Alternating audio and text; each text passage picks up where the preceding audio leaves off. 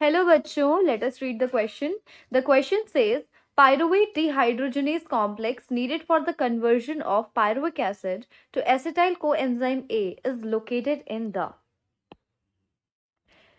A. Matrix of mitochondria, B. Intermembrane space of mitochondria, C. Grana of chloroplast, D. Cytoplasm.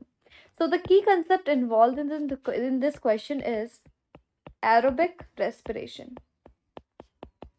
अगर मैं बात करूँ aerobic respiration की तो हमारे पास तीन चीज़ें जो है बहुत इंपॉर्टेंट है यहाँ पे। पहला है ग्लाइकोलाइसिस। ग्लाइकोलाइसिस की अगर मैं बात करूँ तो ग्लाइकोलाइसिस जो है बेसिकली वो एक यूनिवर्सल प्रोसेस है जो सारे ऑर्गेनिजम्स में होता है, चाहे वो एरोबिक मोड ऑफ रेस्पिरेशन से लाइफ अपनी गुजार रहे हो, चाहे वो एनारोबिक से गुजार रहे हो। ग्लाइकोलाइसिस में मैं बता दूं, सिंपल अगर हम देखें तो ग्लाइकोलाइसिस में कुछ नहीं होता है। ग्लूकोज जो है 10 स्टेप रिएक्शन से होता हुआ किस में कन्वर्ट हो जाता है, पायरुविक एसिड में कन्वर्ट हो जाता है। अब अगर एरोबिक रेस्पिरेशन होता है तो ये पायरुविक एसिड हमारा लिंक रिएक्शन में पार्टिसिपेट करता है। किस में पार्टिसिपेट करता है? लिंक रिएक्शन में पार्टिसिपेट करता है। अब ये लिंक रिएक्शन है क्या? लिंक रिएक्शन में ये जो हमारा पायरुवेट है या पायरुविक एसिड है, ठीक है, ये किसके प्रेजेंस में? Pyruvate dehydrogenase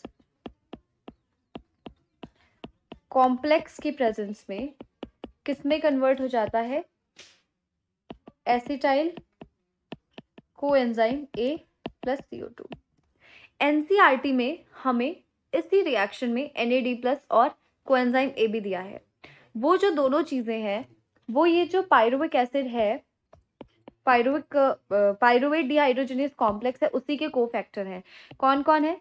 thiamine pyrophosphate, lipoic acid La, third is magnesium ion, fourth is coenzyme A and fifth is NAD plus.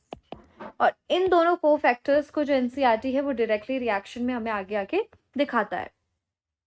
अगर मैं बात करूं इसके बाद ये जो एसिटाइल कोएंजाइम A है ये पार्टिसिपेट करता है हमारा क्रेब्स साइकिल में, जिसे हम सिट्रिक एसिड साइकिल भी कह लेते हैं या फिर हम इसको ट्राई कार्बोक्सिलिक एसिड साइकिल भी हम इसे कहते हैं, राइट। अब ये एसिटाइल कोएंजाइम A यहाँ पार्टिसिपेट करता है। तो हमें पूछा गया है कि यहाँ पे जो पायरुवेट डिहाइड्रोजनेज कॉम्प्लेक्स है जो कि किसे, पायरुविक एसिड को एसिटाइल कोएंजाइम A में कन्वर्ट कर रहा है, वो कहाँ है? तो अगर मैं ग्लाइकोलाइसिस की बात करूं तो ग्लाइकोलाइसिस हमारा होता है साइटोप्लाज्म में। फिर ये पायरुविक एसिड ट्रैवल करता है और लिंक रिएक्शन और क्रैब साइकिल जो हमारी होती है ये कहाँ होती है? माइटोकॉन्ड्रियल मैट्रिक्स में होती है। और जब रिएक्शन ही माइटोकॉन्ड्रियल मैट्रिक्स में हो रही है तो फिर पायरुवेट डिहाइड्रोजनेज कॉम्प्लेक्स भी कहाँ प्रेजेंट होगा? माइटोकॉन्ड्रियल मैट्रिक्स में। So the final answer will be matrix of mitochondria. That is option A. I hope you understood it well. All the best. Thank you.